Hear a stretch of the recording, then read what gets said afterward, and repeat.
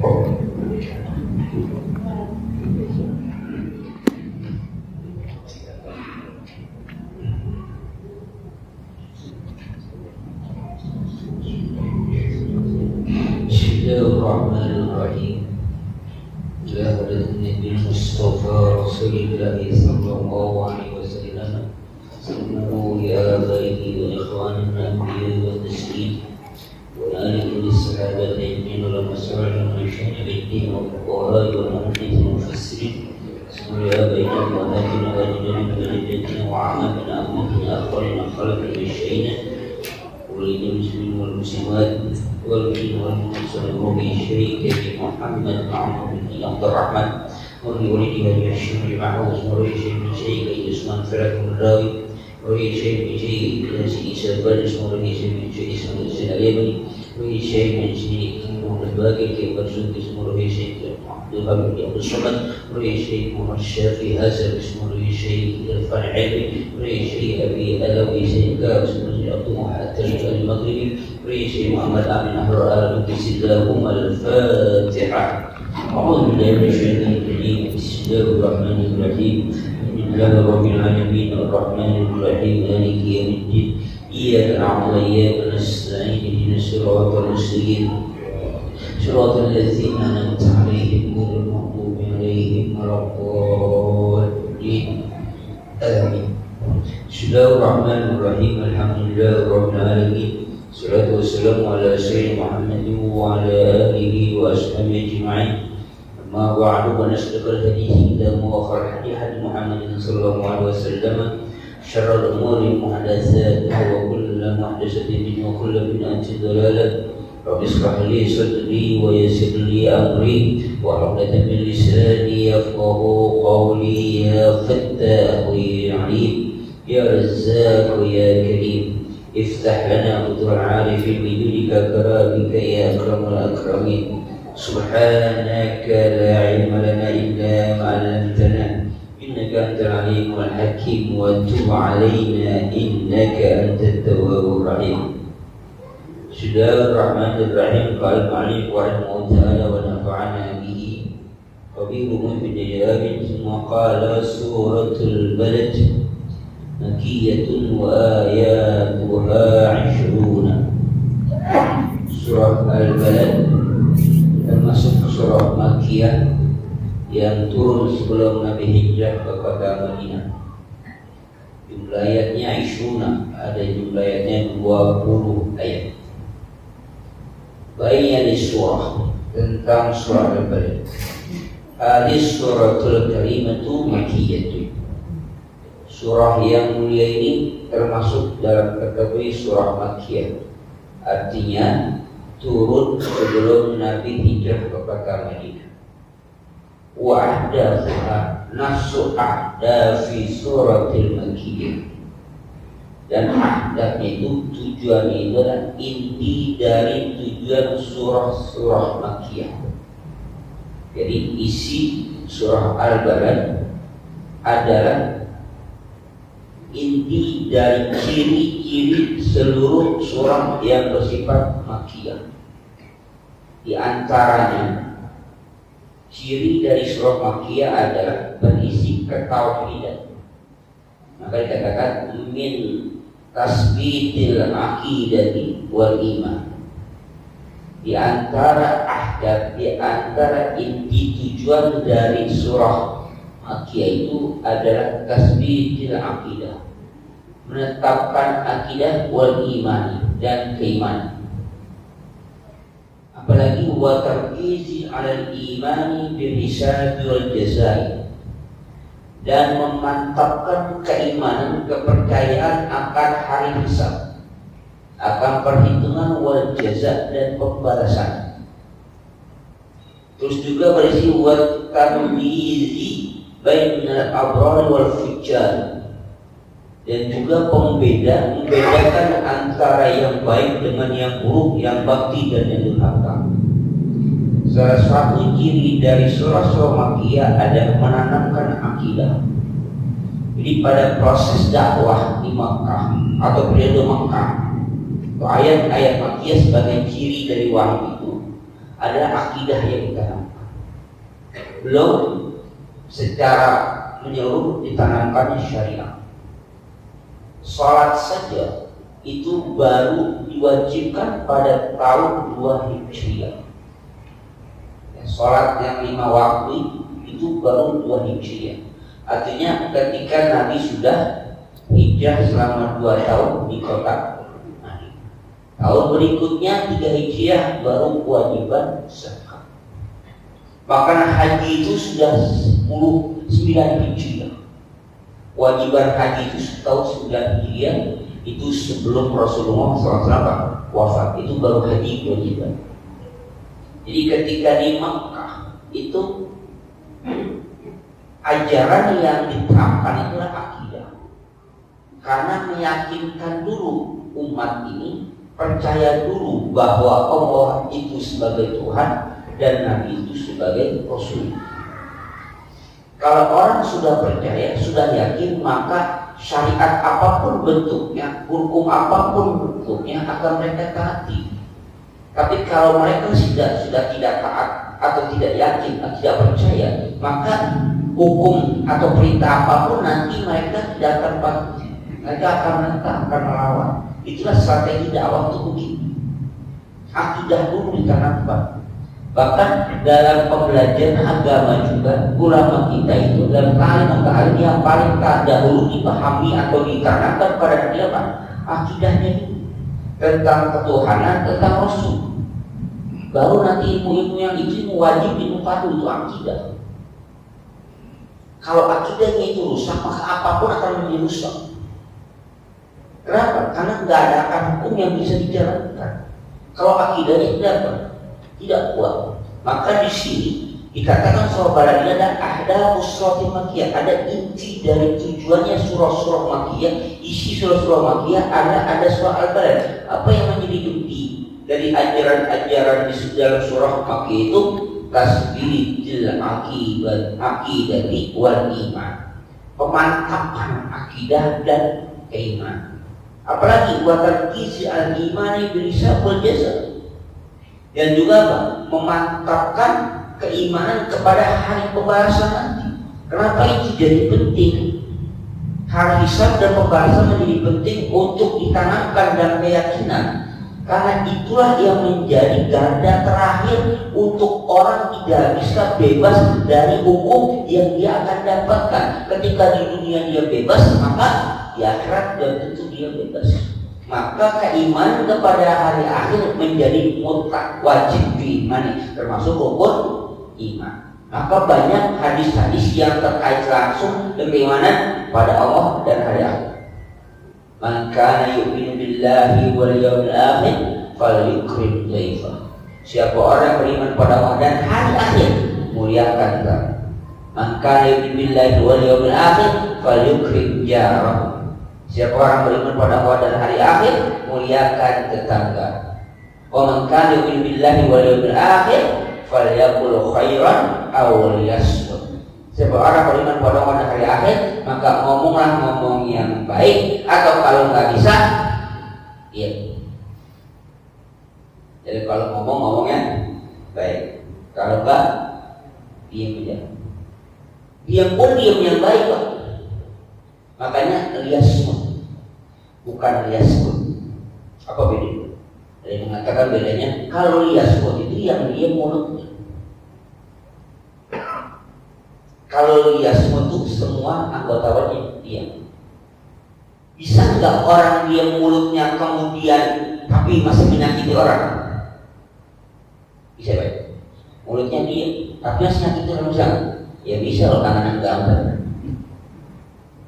Mulutnya sudah kampanye Pak, cuma tangannya aja begini, kadang begini, kadang begini, ya kan? Mulutnya kan diam, jadi makanya dia semut, diam. Maka dalam hadis mengatakan kalau khutbah sedang apa? Dikumandangkan, maka apa? Fastami'u wa ansitu. Diam, astami'u, dengarin dan diam.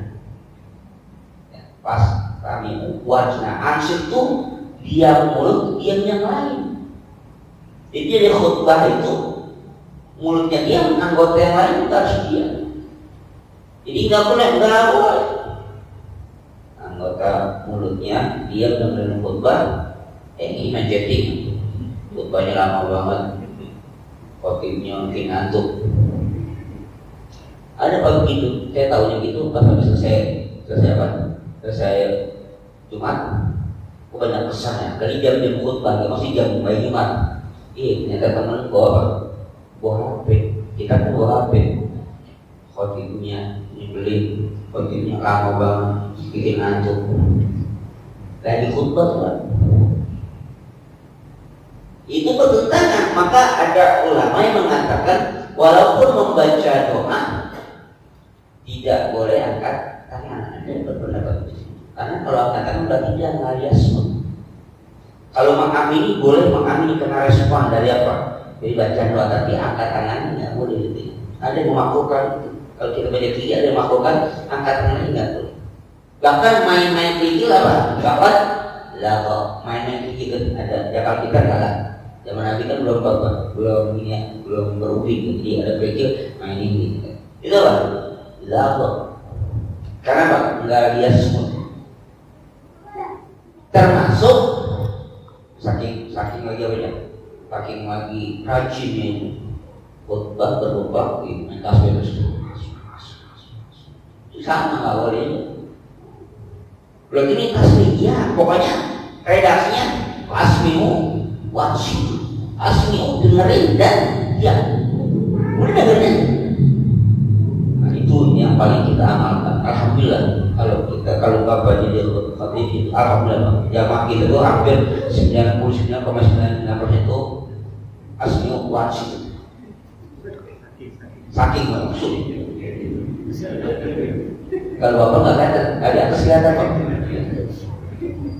Itu namanya ansitu. Maka kalau jadi imam karena serba salah. Kalau kelamaan ditegur sama TKM pengurus. Kalau kecepatan ditegur sama jamaah apa? Kenapa? Baru melayar berapi aja. Lalu baru praktikin berapi. Maunya apa? Yang lama ini gak tidurnya lama. Kalau baru melayar. Ya. Jadi apa? Jadi ada kaitan antara keberimanan pada Allah dengan hari akhir. Kalau kata Pak Yaqul khairul al-yasmu, kamu ngomong baik atau kamu diam. Lalu apa hubungannya dengan iman pada Allah? Kan diam kan gampang. Lalu apa hubungannya keimanan pada Allah dan keimanan pada hari akhir? Dengan diam atau kata-kata yang baik. Ketika kita berkata baik, itu suatu perintah. Kita imani Allah yang merintahkan, maka dia berpahala. Nah, ketika dia diam pun dia berpahala. Kenapa? Karena ketika dia diam, nanti pahalanya itu akan datang, tapi dia melaksanakan perintah. Jadi yang namanya perintah bukan hanya mengerjakan, tapi meninggalkan larangan pun sebuah ibadah. Itu juga perintah. Contoh, ada perempuan yang haid. Jadi perempuan yang haid boleh sholat atau nggak boleh. Jadi jangan dianggap ketika dia nggak sholat itu sedang meninggalkan ibadah. Dia sedang beribadah. Beribadah apa? Beribadah sedang tidak sholat. Kenapa tidak sholat sedang beribadah? Karena dia tidak beribadah sholat itu menjalankan perintah Allah supaya tidak sholat. Kalau sholat dosa kan? Dosa. Puasa sama. Puasa orang yang tidak boleh berpuasa. Tidak berpuasanya sedang menjalankan perintah. Jadi perempuan itu tidak berpuasa adalah ibadah. Kalau dia puasa, dosa. Dosa. Maka ketika dia tidak berpuasa, dia sedang beribadah. Beribadahnya tidak puasa. Itu adalah ibadah. Karena ibadah itu adalah melaksanakan perintah. Baik perintahnya itu untuk mengerjakan atau perintahnya untuk tidak mengerjakan. perintah untuk apa? Mengerjakan kita perintah untuk puasa itu perintah untuk mengerjakan puasa. Ada perintah untuk tidak mengerjakan apa? Orang lain jangan puasa. Itu pun ibadah. Jadi orang lain pun sedang beribadah. Jadi jadi laki jangan apa? Enak rumah nggak puasa, itu enak yang ngiri. Ada lagi gini ya, lihat bininya nggak puasa, enak rumah nggak puasa. Ya lu kalau puasa nggak puasa aja ngapain gitu. Cuman kalau nggak puasa yang ngapain? Kalau saya mau bilang yang ngeneng-ngeneng, nggak ngeneng-ngeneng, kagak ngopi gitu. Boleh. Ada apa yang bilang ada? Ingin ngopi. Loh, nggak puasa? Iya Pak Ustaz, saya kan mau pulang kampung. Kamu mau ngapain? Ke sore. Lah pagi-pagi udah ngopi. Pulang kampung, kan katanya kalau musafir boleh. Ya entar musafir ya pagi-pagi lah. Pagi-pagi udah ngopi. Kenapa udah ngopi? Enggak puasa. Enggak, saya mau pulang kampung. Kamu ngopi? Entar semeng asar. Lah pagi-pagi udah ngopi, pulang kampung semeng asar. Kan kebeli harus. Iya kan? Percuma aja saya puasa itu kata iya. Yang namanya boleh buka itu entar kalau musafir. Ya kalau belum musafir jangan puasa.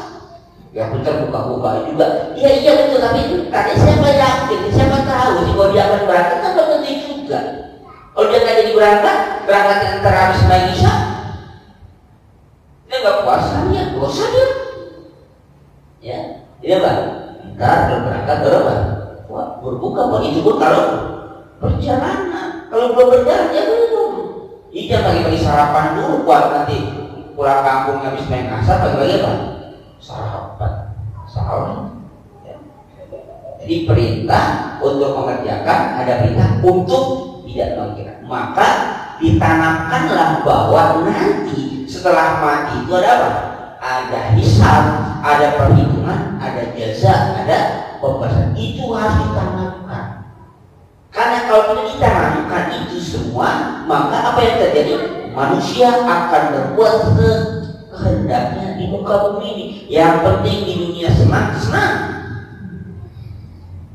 Yang penting di dunia senang. Ya sengsara yang nggak ada yang mau lah. Senang, ya udah. Dia nggak akan pikirkan apakah kesenangan itu akan dipertanggungjawabkan nanti. Istilahnya orang kalau dia nyolong, kalau dia korupsi, dianggap korupsi. Kalau ketangkap belum ketangkap, ya mana-mana. Jadi korupsilah asal jangan ketangkap. Tapi bagi orang yang beriman, belum ketangkap pun dia akan sudah dihantui dengan apa? Pembalasan nanti di akhirat. Itu bedanya. Jadi keimanan kepada Allah, keimanan kepada hisab ada apa? Ditanamkan, diyakinkan bahwa itu ada. Itulah ciri dari surah-surah Makkiyah atau pada fase di mana Rasul berdakwah periode di Mekah. Yakinkan itu dulu. Maka di Mekah itu istilah kata tantangan itu kepada orang-orang musyrik, bukan orang-orang yang beda lagi. Kalau di Madinah orang-orang munafik, kalau di Mekah orang-orang musyrik yang menjadi lawannya. Kalau di Mekah di Madinah siapa? Orang-orang munafik. Itu perbedaannya. Kenapa? Keimanan sudah ditanamkan, tapi ada tersembunyi. Kenapa? Apa bedanya? Kalau orang musyrik jelas-jelasan dia mempertontonkan, memperlihatkan akan perlawanan dan pertentangannya.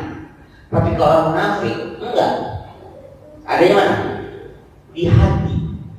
Keimanan di mulutnya diungkapkan, tapi di hatinya penentangan. Itu kan munafik. Kenapa? Karena dia nggak berani. Tapi kalau di Mekah berani. Kenapa? Karena penanaman akidah dilawan. Kalau di Madinah nanti akidahnya mereka apa ya? Mereka ucapkan, tapi hatinya yang nggak pertentangan beda. Jadi bahasa takiyah, mencari perlindungan menjadi selamat dalam iman aja daripada jadi apa? Dimusuhi oleh Islam, udah iman aja. Maka perlawanan apa? Munafik. Selanjutnya ibtada'at suratul karimah bil qasmi bil badil haram alladhi wasaqan Nabi sallallahu alaihi wasallam ta'ziman li sya'nihi wa takriman li maqamir rasul inda rabbi. Surah yang mulia ini, surah Al-Balad, nantinya dibuka dengan diawal dengan sumpah. Sumpah dengan apa? Bil baladil haram, dengan negeri haram. La uqsimu bihadzal balad. Aku bersumpah demi negeri itu. Nah, balad yang dimaksud adalah balad haram. Itu apa? Kota Mekah. Kenapa itu? Alladzi huwa sakar Nabi sallallahu alaihi wasallam. Karena itu apa? Tempat tinggal Nabi sallallahu alaihi wasallam. Ini pasti periodenya periode Mekah. Karena Nabi masih ada di Mekah. Di hazal balad, negeri ini, kota ini. Nah, ininya itu kan Nabi tinggal di kota itu. Pasti tanah haram. Kenapa itu disebutkan? Ta'ziman li sya'ni, untuk mengagungkan kemuliaan tanah haram itu sendiri. Wa takriman li maqamir rafi'in darabi, dan kemuliaan posisinya yang tinggi di Tuhannya. Artinya apa? Nanti di situ negeri Baladil Makbar itu artinya tanah haram itu, kan di situ ada Ka'bah yang menjadi pusat orang tawaf. Nanti pusat ritual. Padahal haji belum diwajibkan, Pak. Haji belum diwajibkan. Haji diwajibkan dia 9 Hijriah. Tapi tradisi tawaf haji yang pada masa itu bukan kewajiban itu sudah ada. Ya, tradisi tawaf itu sudah ada. Zaman jahiliyah sebelum Islam tawaf itu ada. Nanti orang Islam jadi nasab, tawafnya beda dengan pada masa Islam. Mereka tawaf dalam keadaan telanjang. Kalau laki siang hari, kalau perempuan malam hari, telanjang. Ya telanjang gepeng, telanjang bulat, telanjang. Kenapa dia telanjang? Karena mereka beranggapan pakaian yang mereka pakai adalah pakaian kotor. Dia tidak boleh berdekatan dengan yang suci, apa? Ka'bah. Jadi meyakini pakai itu pakai kotor. Kotor itu hanya kotor-kotoran najis, tapi apa? Kotor dengan maksiat, kotor dengan dosa. Itu mereka yakini. Maka Ka'bah itu sebagai sebuah bangunan yang dibangun oleh mereka sebelum Islam datang. Itu fondasi yang dibangun itu bukan fondasi Nabi Ibrahim alaihissalam. Bukan Nabi Ibrahim. Jadi hijr Ismail rangkuman itu awalnya masuk dalam Ka'bah. Maka ketika Siti Aisyah radhiyallahu pengen sholat dalam Ka'bah, kata Nabi Musa, kamu sholat di sini aja. Di ada hijr Ismail itu yang rangkuman semuanya itu situ sholat situ. Karena Nabi ini sama dengan kamu sholat di dalam Ka'bah. Kenapa? Karena ini asalnya di dalam Ka'bah, wilayah hijrnya ini masuk wilayah Ka'bah, tapi diperkecil oleh orang-orang Quraisy sebelum Islam, diperkecil. Loh, kenapa diperkecil? Karena mereka kekurangan bahan baku untuk membangun Ka'bah. Loh, kan banyak batu yang dimaksud untuk bangun Ka'bah, nggak boleh batu yang kotor. Apa maksudnya kotor? Pertama, nggak boleh kotor najis, nggak boleh diinjak-injak, nggak boleh pernah dibuat berhala. Jadi batu itu betul harus bersih. Jadi kan bahasa Nabi itu mereka kekurangan bahan atau kekurangan modal untuk bangunan, akhirnya dia bahkan diperkecil. Jadi bentukan yang sekarang ini begitu. Dulunya awalnya pondasi Nabi Ibrahim nggak begitu. Terus pintunya tinggi, satu pintu. Asalnya pintunya 2, pintu keluar sama pintu masuk. Asalnya nggak pakai tangga ini, dia nempel. Ini kalau masuk mau dan kali bisa masukkan. Kata Rasul menciptakan kepada Siti Aisyah, kenapa kaum kamu itu pernah membuat pintu 1 supaya gampang mengontrol orang masuk. Karena kalau pintu 2 dia masuk sini, dia keluar sana nggak ketahuan.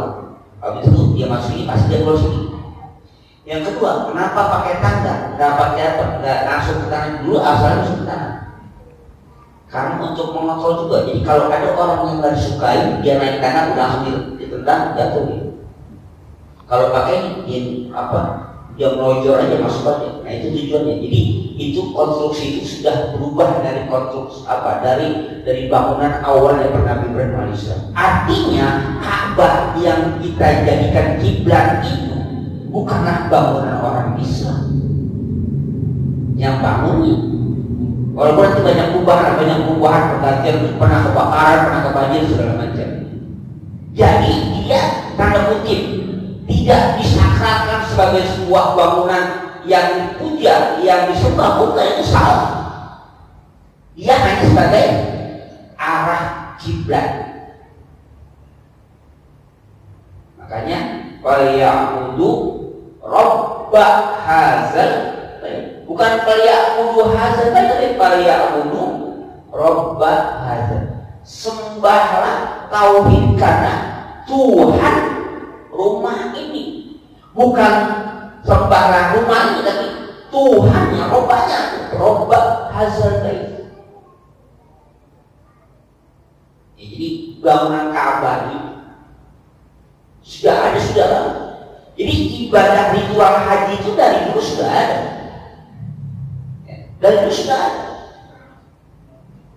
Yang namanya tawaf muter 7 kali sa'i antara apa? Safa Marwah itu sudah ada. As-Safa wal Marwah min sya'airillah. Hajjal baita fala junaha alaihi ayat tawaf bihi. Ketika surat fala junaha alaihi ayat tawaf bihi itu asbabnya para sahabat yang dulu sebelum masuk Islam itu juga melakukan sa'i antara Safa dan Marwah. Tapi sa'i itu di Safa ada berhala, di Marwah ada berhala. Jadi hampir ini berhala ini bukan sama lagi. Ketika ada ritual haji, ternyata sa'i juga masih dipraktekkan. Kata mereka, kalau begini mah kayaknya kita sama aja kayak zaman dulu. Ada perasaan tradisi jahiliyah masih masih terjadi. Maka kemudian ayat itu turun, Innas Safa wal Marwah min sya'airillah man hajjal baita aw ya'tamara fala junaha ayat tawaf. Tidak berdosa, tidak ngapa-ngapa kalau dia sa'i atau kalau sebahasa tawaf antara Safa dan kenapa kata tidak ngapa-ngapa? Karena mereka ada perasaan kalau kita sa'inya macam ini, dulu juga zaman jahiliyah itu begini. Sama aja. Jadi merasa lagi ini kita kayaknya zaman jahiliyah juga, kalau di zaman dulu juga. Jadi Islam ada beda? Enggak, ternyata apa? Beda. Pada masa Islam nggak ada lagi berhalanya. Hanya apa? Hanya tawaf melintas saja. Makanya apa? Inna Safa wal Marwah min sya'airillah. Jadi bukan penyembahan, itu syiar agama Allah. Laksanakan aja perintahnya. Jadi pada sebelum Islam sudah ada apa? Sudah ada tradisi apa? Tradisi haji sudah ada. Nah, maka di sini diungkapkan bahwa tempat Ka'bah itu ada di kota Mekah, maka takziman wa takriman, kemuliaan. Ya memang mulia. Apalagi waliftanli adzar al-kufari ila anna idza rasul fi badil amin min akbar kabari indah. Ini juga untuk mengalihkan, untuk memfokuskan pandangan orang-orang kafir bahwa menyakiti Rasul di negeri, di tanah yang harusnya aman, termasuk min akbaril kabair, termasuk dosa-dosa yang besar. Makanya tradisi jahiliyah yang juga bisa ditasbih, ditetapkan kemudian tidak jadi Islam, di antaranya adalah posisi atau ibadah ritual dan juga di antara syahrul hurum. Apa? Bulan-bulan haram, termasuk Rajab, Zulqa'dah, Dzulhijjah, Muharram dan Rajab. Di Rajab ini keistimewaannya karena termasuk bulannya haram-haram. Tidak boleh melakukan peperangan pada bulan-bulan itu. Itu disepakati pada zaman jahiliyah, kemudian ditambah juga pada zaman Islam. Itu Ashurul 4 bulan itu. Dzulhijjah, Muharram, apa? Rajab. Ini bisa sendirian. Kalau kenapa? Pada Dzulhijjah, Muharram kenapa? Betul-betul kan? Nah, ini Rajab, bahkan dihasilkan Rajab Mudhar. Rajab Bani Mudhar. Kenapa? Karena ada yang beranggapan bahwa yang keempat itu Ramadan.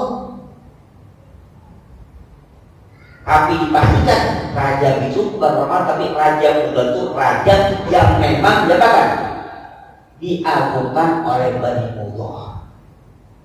Itu sudah ada sebelumnya. Jadi sudah diaklamasikan bahwa 4 bulan itu harus dihormati, nggak boleh terjadi peperangan. Termasuk kota Mekah. Kota Mekah, Ka'bah khususnya itu dihormati bukan hanya pada masa Islam, sebelumnya pun dihormati, diagungkan dia, mulia dia. Oleh karena itulah kenapa pasukan gajah Raja Abraham ngapain dia? Mau menghancurkan Ka'bah. Kenapa? Karena konsentrasi orang untuk ibadah fokus di mana?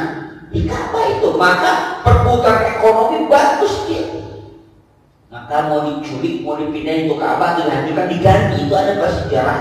Diganti dengan tempat wisata yang lain. Biar orang beralih. Kenapa? Ada pendapatan, ada yang bisa di situ. Maka Ka'bah dihancurkan, berharap mereka akan pindah ke sana. Karena ketika di Ka'bah pusat itu bukan hanya ibadah, Pak, perdagangan pun di situ ada. Kenapa? Ada pusat di mana menjadi apa itu? Ada sumur Zam-Zam. Karena air menjadi sumber kehidupan. Jadi lintasan perdagangan mampir di mana? Dia alam di Ka'bah. Di samping dia tempat ibadah juga perputaran ekonomi. Dari dulu sampai sekarang, Pak. Bapak malas di apa-apa di Indonesia, tapi ketika pergi haji di umroh, jajan dulu. Iya, belanja dulu. Lalu sama aja. Luar masjid, berenda, halal. Di kita sama juga, keluar masjid juga arena. Jadi pusat ekonomi. Maka banyak yang gini. Nah, dia diakui sebagai kita tempat suci, bukan hanya umat Islam. Abu Jahal, Utbah bin Mu'aid dan teman-teman yang 7 orang itu yang pernah waktu Nabi sedang sujud itu dilemparin suatu jajur isi kotoran perut onta dilemparin ke Nabi.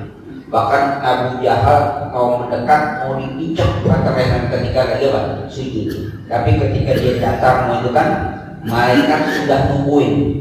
Dia datang akan memprotes mereka. Nah, ketika Abu Jahal mau datang, dia melihat ada makhluk yang besar yang menghalangi, akhirnya nggak jadi. Tapi sempat yang dilempar ada 7 orang yang mengejek itu. Sampai Siti Fatimah radhiyallahu anha datang sambil menangis. Perhatikan ini, melihat kondisi itu.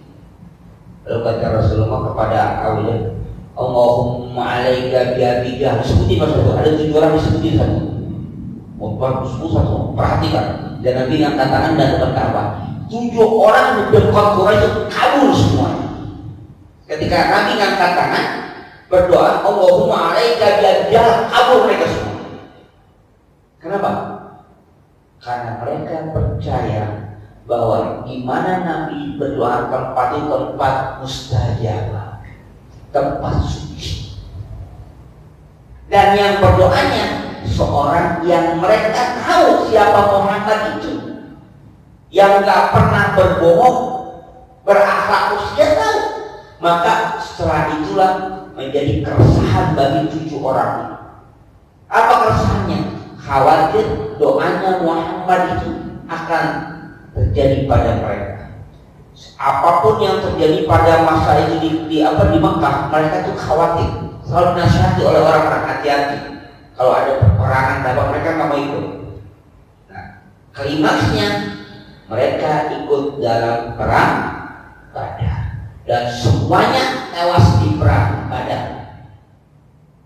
Semuanya tewas di perang Badar. Yang 7 orang itu di dekat Quraisy, termasuk Abu Jahal. Nah, diriwayatkan Abu Jahal itu nggak mau berangkat sebenarnya ke perang Badar karena bininya bilang, awas, hati-hati, Muhammad sudah pernah nyumpahi kamu, katanya. Nggak berangkat, Pak, tapi ada sesuatu yang menyebabkan dia berangkat dengan terpaksa. Ada sesuatu sebenarnya bukan mau perang, tapi karena sudah kadung di medan perang, akhirnya mati juga dia.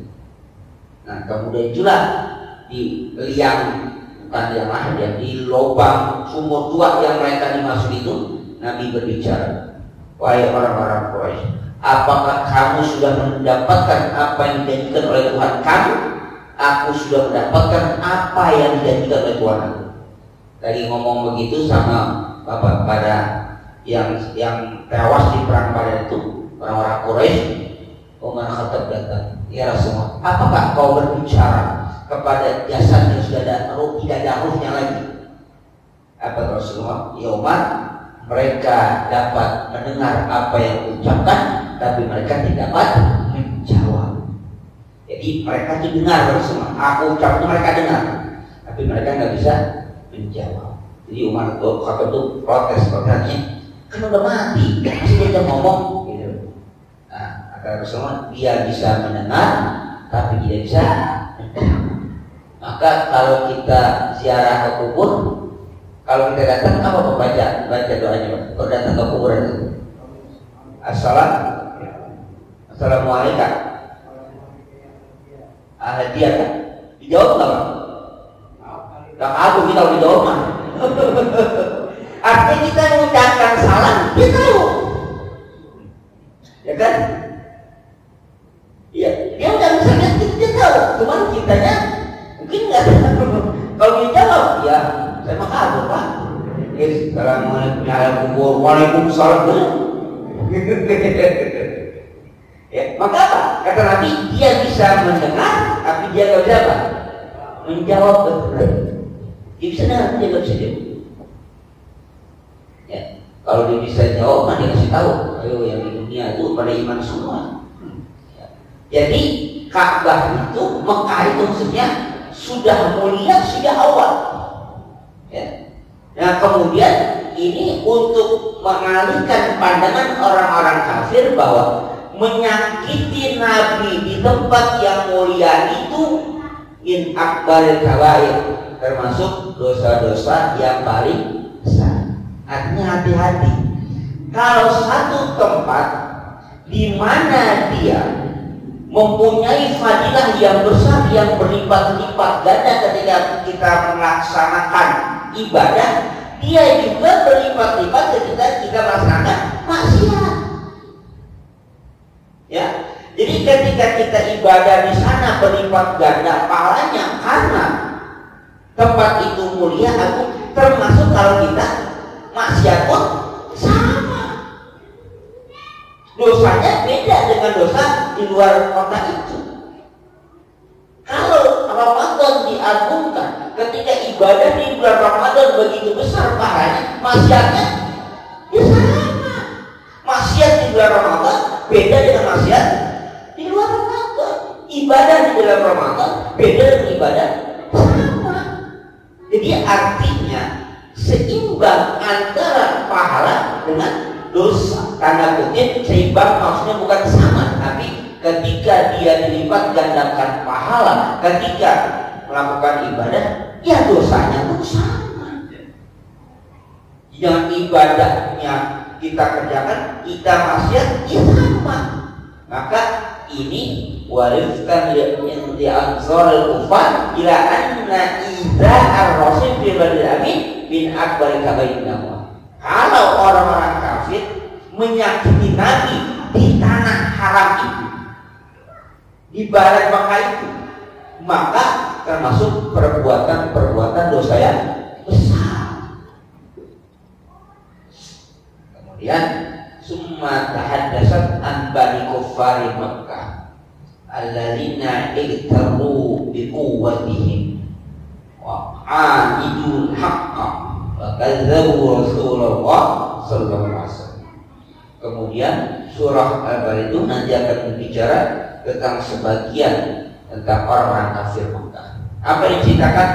Alladzi iktaru bi quwwatihim, yang mereka sombong dengan kekuatan mereka. Ya. Mereka sombong kekuatan mereka, ba'anil haqq, kemudian menentangnya hak. Kenapa mereka sombong? Satu, karena mereka punya kedudukan. Ya Pak, ila bi Quraisy, ila bil hatasyiti wasyid itu surat itu berbicara tentang kemuliaan orang-orang Quraisy. Kenapa ayat itu turun? Itu akibat dari viralnya peristiwa di mana pasukan gajah dibinasakan tanpa ada pasukan, tanpa ada perlawanan. Itu seantero perjalanan menuju pusat-pusat pedagang itu semua orang tahu bahwa pasukan gajah yang besar bisa hancur oleh siapa? Oleh Quraisy. Maka orang Quraisy ketika melakukan perjalanan dimanapun mereka, mau ke Syam, mau ke situ, mau ke Syria itu mau dagang, maka yang dilalui kelompok apa kabilah atau suku-suku yang mereka lalui itu nggak ada yang berani mengganggu orang Quraisy. Nggak ada yang berani. Kenapa? Karena mereka sudah, kalau kata kita sudah viral cerita bahwa orang Quraisy mengalahkan pasukan gajah yang terkenal, raja yang terkenal itu tanpa pasukan, dan bahkan riwayatnya hanya Abdul Muttalib yang maju sendirian, karena mau maju sendirian menghadapi raja mereka. Ditanya, kamu mau ngapain datang ke sini? Kata mereka, aku akan hancurkan Ka'bah. Nah, kalau kamu menghancurkan Ka'bah, kenapa otak aku kamu rampas? Nabi apa? Abdul Muttalib punya otak banyak, otaknya dirampas. Kata Abdul Muttalib, Allahu Rabbul Ka'bah, wa ana Rabbul Jamal. Allah itu Tuhannya Ka'bah. Kalau kamu hancurkan silakan, itu adalah Tuhannya yang ngurusin. Tapi wa ana Rabbul Jamal, aku ini tuannya otak. Jadi apa hubungannya mau nganjur Ka'bah otakmu? Sekarang otakku kurangin deh. Kan? Otaknya dikurangin. Sekarang bagaimana dia menghancur Ka'bah? Silakan. Tapi beri aku kesempatan untuk beritahukan supaya penduduk Ka'bah menghindar. Nonton aja. Ya, silakan. Allah Rabbul Ka'bah, Allah yang di Tuhan yang kamu. Ini pada saat itu baru Islam Pak. Itulah pada saat Nabi Muhammad SAW dilahirkan. Jadi dia sudah mulia sebelum Nabi ada. Sudah mulia.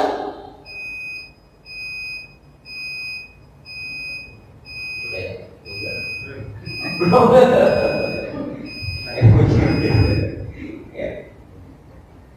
Jadi bukan baru, tapi memang sudah mulia sebelumnya. Sejak Islam belum datang di kota Mekah, maka Al-Balad menjadi sepakatan itu apa?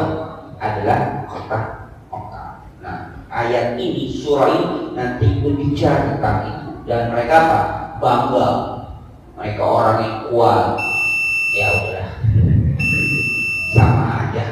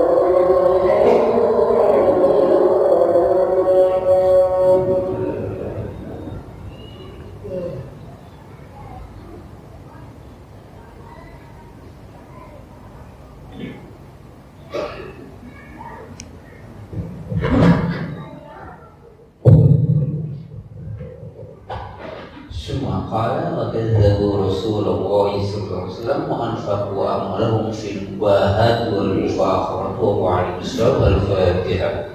أعوذ بالله من الشيطان الرجيم. يا رب يا نستعين الصراط المستقيم صراط الذين أنعمت عليهم غير المغضوب عليهم ولا الضالين.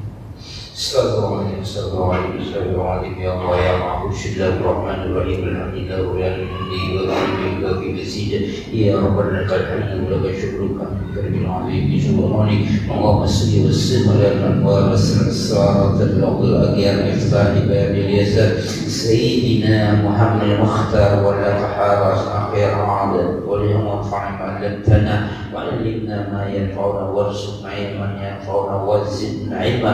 اما نقول هذا نعوذ بالله من على علما نافعا وفهما سريعا وقنا قلبا منورا ولسانا ذاكرا جميلا ورزقا كثيرا واسعا حلالا طيبا مباركا فيه واولادا صالحا فقيها عليما اديبا عالما توفيقا حسنا جميلا برحمتك يا ارحم الراحمين. اللهم الحق حقا وارزقنا اتباعه وارنا الباطل باطلا وارزقنا اجتنابه ومن يعلم هذا عملهما وتفرقنا من بعد ما ثم ثبت قلوبنا على محبة رسول الله واستعنا إلى سنة رسول الله وتوفنا إلى ملة رسول الله واصرنا في زمرات ناجية واجبر أمرنا سلطة حبك حب من يحبك حب ما يقرب إلى حبك ومن حبك أحب إليه من سنة.